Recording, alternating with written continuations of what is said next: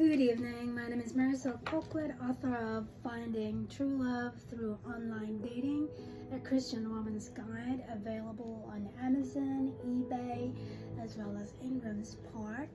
And I wanted to offer, if you wanted a copy, a free copy, a signed copy of my book, please go check out my Kindle version and let me know when you purchase it, because I can't really I'm not able to track it when you do. So just send me a message and proof that you actually bought it.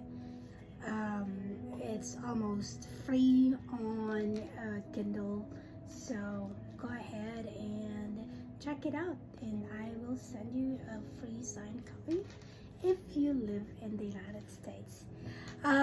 Tonight, I'm just going through the online dating safety tips part 3, and we talked about prayer and we talked about being sensitive to the Holy Spirit.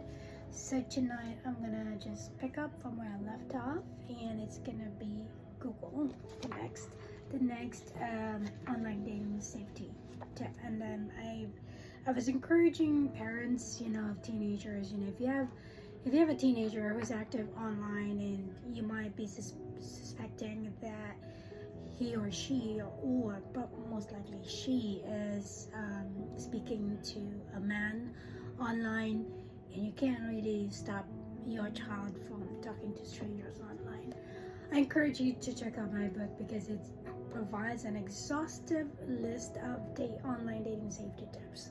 If you can't prevent them from going online, you might as well equip them on how to be safe online.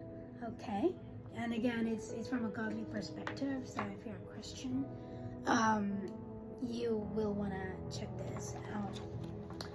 Google. So what am I talking about? Since you're talking online, the likelihood of finding more information on someone is almost certain, unless of course the person is an imposter.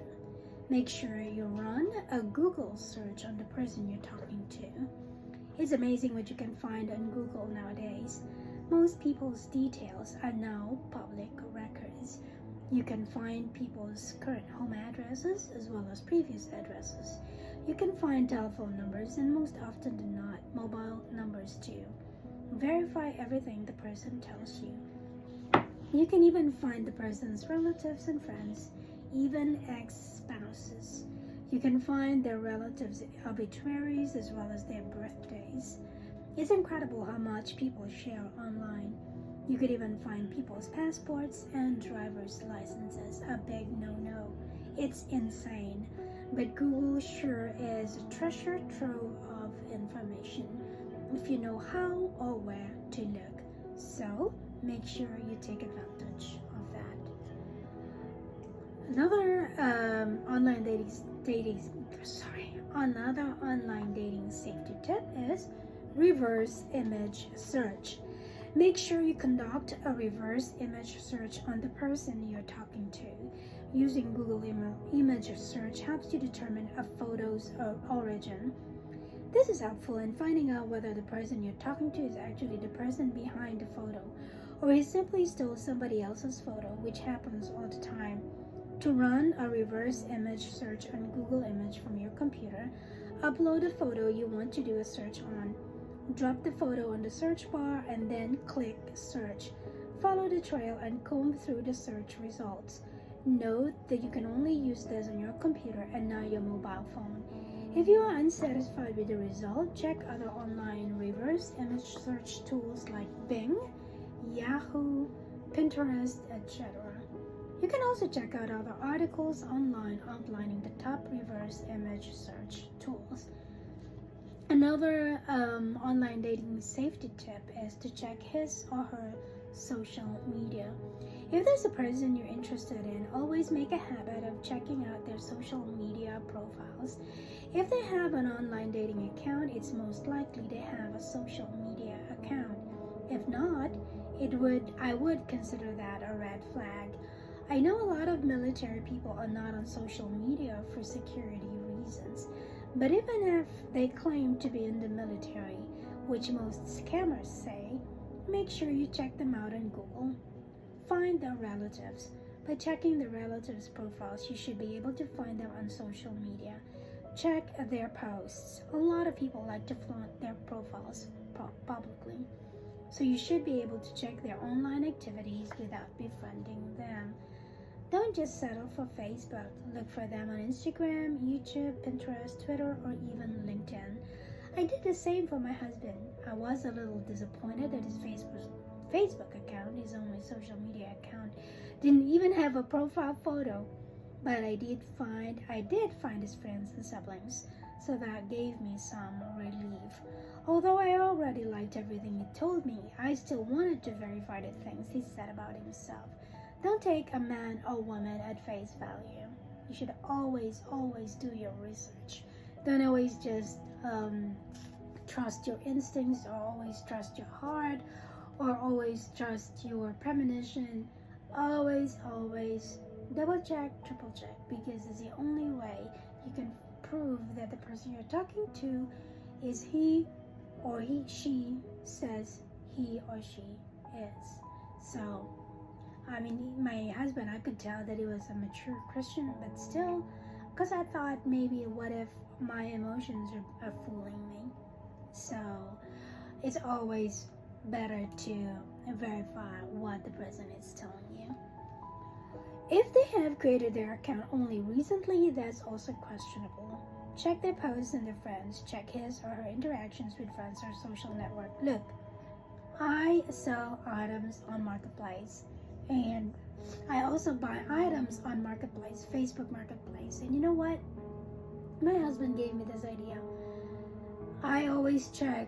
I didn't used to, but I learned to check the profiles of the people who want to buy a product from me. Why? You know why? Because they're gonna come by my house, and I want to make sure that they are, not dodgy. And sometimes I know you're not supposed to judge a book by its cover, but honestly, I've seen somebody holding a rifle in their profile photo. There's a big no-no. So there's already a big X. So if you're willing to do that when you're dealing with somebody on Facebook Marketplace, how much more if you're considering somebody to marry? So it's a big thing. So please, again, I beg you, check them out. Go on Google, go on Facebook, go on Instagram, go on LinkedIn. LinkedIn is supposed to be a career web page, but you know what? Somebody also tried to scam me there. Of course, I already knew at the get-go that they were up to no good, but I kind of played along.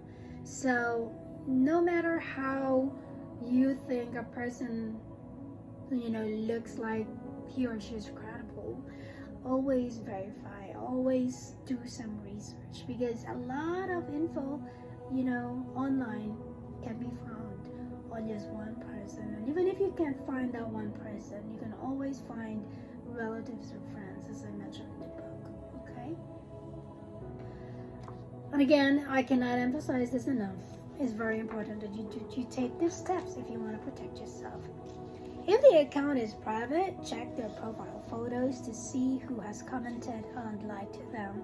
You should be able to see how long ago or how recently they have created their account. If it's very recent, that goes to show he or she only created it for you. More likely than not, he or she is an imposter. These are very simple steps you can take, but they're invaluable in finding out whether they're fraudsters or not. Finding Cantrell's family and friends online gave me a much needed assurance that he really was who he said he was. It wasn't enough to fully assure me, but it was all I needed to make me feel comfortable to meet him in person. So please make sure that you've done your research well. Do not leave any stones unturned. Never take anything for granted. You have to do your own research. Always check, double check, and triple check. This is your life we're talking about. You can never take anything for granted. And I'm gonna end the video here because I'm about to talk about the next online dating safety tip, and that means check his or her church. Because you don't stop at social media. You have to go to his church. So join me next week if you want to find out more. Okay?